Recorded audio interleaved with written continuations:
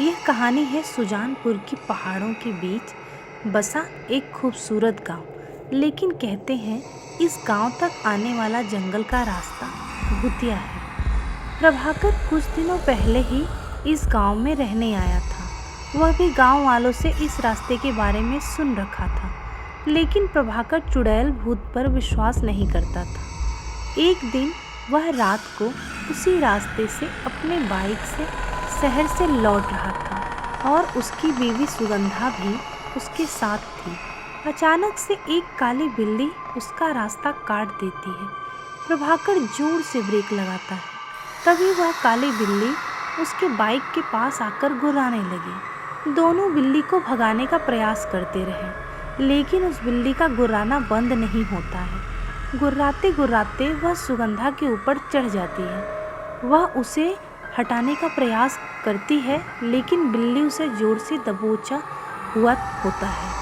तब प्रभाकर बिल्ली को पीछे से पकड़ता है और सुगंधा को उसकी पकड़ से छुड़ाता है। फिर भी प्रभाकर एक पत्थर उठाकर उसे मारता है। बिल्ली जोर से गुर्राते हुए सामने के पेड़ पर चढ़ जाती है और अचानक वहाँ से गायब हो जाती है।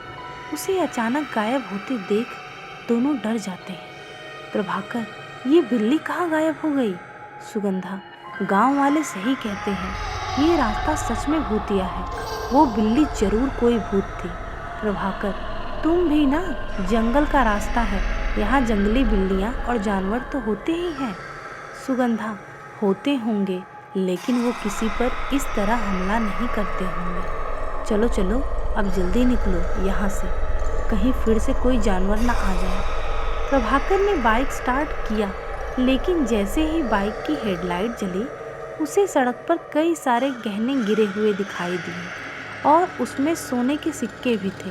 वह कुछ सोच पाता तभी उसे किसी औरत के रोने की आवाज़ आने लगी। सुगंधा, अब किसका इंतज़ार कर रहे हो? हम किसी मुसीबत में ना फंस जाएं। वे दोनों घर लौट आए, लेकिन प्रभाकर की आंखों के सामने वो सोने के गहने और सिक्के अभी भी घूम रहे थे। वैसे तो प्रभाकर को किसी बात की कमी नहीं थी, लेकिन वो बहुत लालची था। वो उन गहनों को किसी तरह हासिल करना चाहता था। अगले दिन प्रभाकर अकेले ही बीज लेने के लिए शहर जा रहा था और सुगंधा की बातों को अनसुना करके बाइक स्टार्ट करके घर से निकल गया। थोड़ी देर बाद वह उसी भूतिया रास्ते पर पहुंच गया। दिन के समय भी वह रास्ता बिल्कुल सुनसान था। प्रभाकर अपनी बाइक से चला जा रहा था, तभी उसे रास्ते के किनारे पर एक सुंदर सी दुल्हन दिखाई दी जो रो रही थी। उसे समझ नहीं आ रहा था कि इस सुनसान रास्ते पर यह दुल्हन कहाँ से आई। वह उससे कुछ पूछता, तभी वह उसके पास आ गई और रोते हुए बोली, दुल्हन, भाई साहब देखिए ना, मैं रास्ता भूल गई हूँ, मुझे शहर जाना है, क्या आप मुझे शहर छोड़ देंगे? प्रभाकर, लेकिन तुम यहाँ कैसे आई? लोग कहते हैं कि ये रास्ता भूतिया है। तुम दुल्हन के कपड़ों में हो और लोग कहाँ हैं? दुल्हन, क्या बोलूँ भाई साहब, मैं अपने पति के साथ कार से इस रास्ते से गुजर रही थी। अचानक एक काली बिल्ली ने हमारा रास्ता काट दिया और हम लोग रुक गए। मेरे पति ने कार रोकी, तभी उन्हें झाड़ियों के पीछे से किसी औरत के रोने की आवाज़ आई। वह वहाँ गए, तभी उनकी चीखने की आवाज़ आई। मैं दौड़कर वहाँ गई तो देखा वह वहाँ मरे पड़े हैं। प्रभाकर, तुम्हारा पति मर गया? दुल्हन, हाँ, वो मर गए, उनकी लाश झाड़ियों के पीछे पड़ी है। आप प्लीज़ मेरी मदद करिए और मुझे शहर तक छोड़ दीजिए। बदले में मैं आपको ये सारे सोने के गहने दूंगी और मेरे पास कुछ सोने के सिक्के भी हैं। सोने की बात सुनकर प्रभाकर के कान खड़े हो गए। वो तो इसी की तलाश में आया ही था। उसने उन सिक्कों को अपने हाथों में ले लिया, लेकिन जैसे ही उसने अपने हाथों में लिया, वह लड़की अब दुल्हन से चुड़ैल में बदल गई और ज़ोर ज़ोर से हंसने लगी और प्रभाकर धुएं में बदलने लगा। कुछ ही देर में प्रभाकर पूरी तरह से धुएं में बदल गया। उस चुड़ैल ने उस धुएं को एक बोतल में कैद कर लिया और ऊपर से ढक्कन लगाकर पहाड़ी के पीछे अपने घर के तहखाने में रख दी। वहाँ पर पहले से ही धुएं से भरी कई सारी बोतलें थीं। चुड़ैल, आज मैं मेरी 11 लोगों की गिनती पूरी हो गई। बिना सोने का लालच दिए मैं इन्हें धुएं में नहीं बदल सकती थी। लालची कहीं के।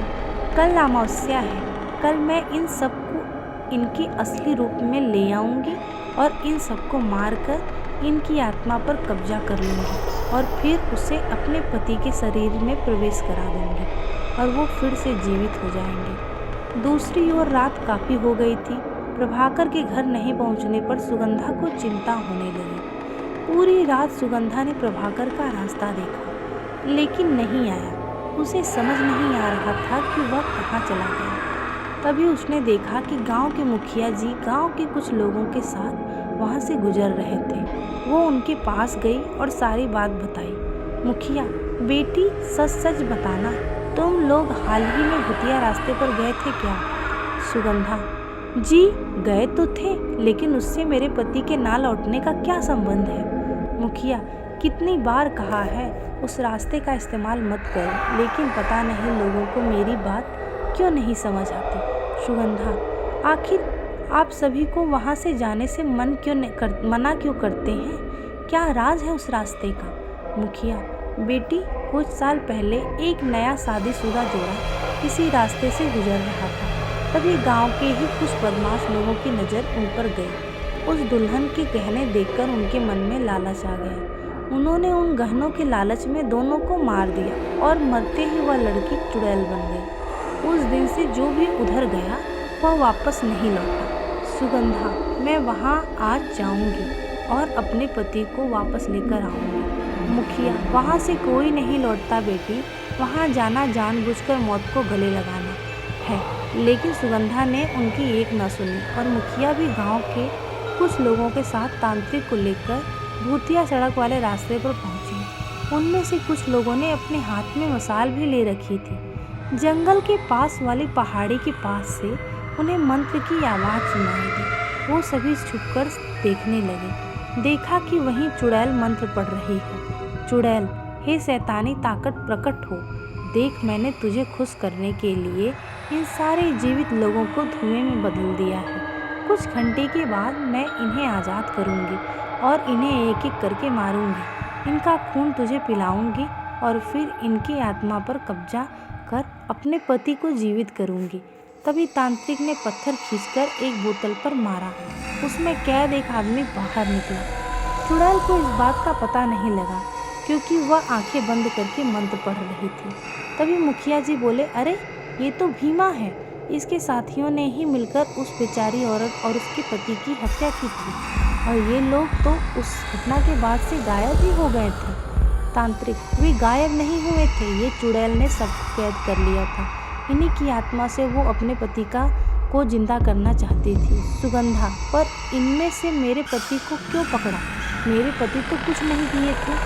तांत्रिक, तेरा पति इन गुंडों की तरह लालची था। वो भी इसके गहनों के चक्कर में आ गया था। इसे अपने सिद्धि को पाने के लिए 11 लालची लोग चाहिए थे। 10 तो थे, लेकिन 11 की गिनती पूरी नहीं हो रही थी। लेकिन उस दिन जब तुम और तुम्हारा पति इस रास्ते से गुजर रहे थे, तभी इसने जान लिया कि तेरे पति को लालच में फंसाया जा सकता है। वो बातें कर ही रहे थे कि चुड़ैल अपनी आंखें खोली और अपने सामने फूटी बोतल देखकर गुस्से में भर गई। इतने में तांत्रिक ने कुछ मंत्र पढ़कर मसाल को उसके ऊपर फेंका। वो जलने लगी। इसी बीच तांत्रिक ने सारी बोतलों को पत्थर मारकर फोड़ दिया और उसमें से कैद सभी लोग बाहर निकल गए। प्रभाकर भी उनमें से एक था। उसे देखकर सुगंधा रोने लगी। चुड़ैल, ये तूने ठीक नहीं किया तांत्रिक। इन लोगों ने मुझे और मेरे पति को मारा था। तुमने इन दुष्टों को आज़ाद करा दिया। तांत्रिक, इनकी गलती की सज़ा इन्हें ज़रूर मिलेगी, मैं इस बात का वादा करता हूँ। लेकिन तू जो कर रही थी, ये करके तू ईश्वर को चुनौती दे रही थी। एक बार जो मर गया उसे जीवित नहीं किया जा सकता। चुड़ैल जलकर राख हो गई। उसके बाद गांव वालों ने उन बदमाशों को पुलिस के हवाले कर दिया। प्रभाकर के साथ पूरे गांव वालों ने लालच ना करने की कसम खाई। उस दिन के बाद से वो रास्ता भूतिया नहीं रहा। चुड़ैल की आत्मा मुक्त हो गई। तो दोस्तों, अगर आपको कहानी पसंद आई हो तो प्लीज़ वीडियो को लाइक कीजिएगा और ऐसी ही आगे कहानियाँ सुनने के लिए चैनल को सब्सक्राइब कीजिएगा। धन्यवाद।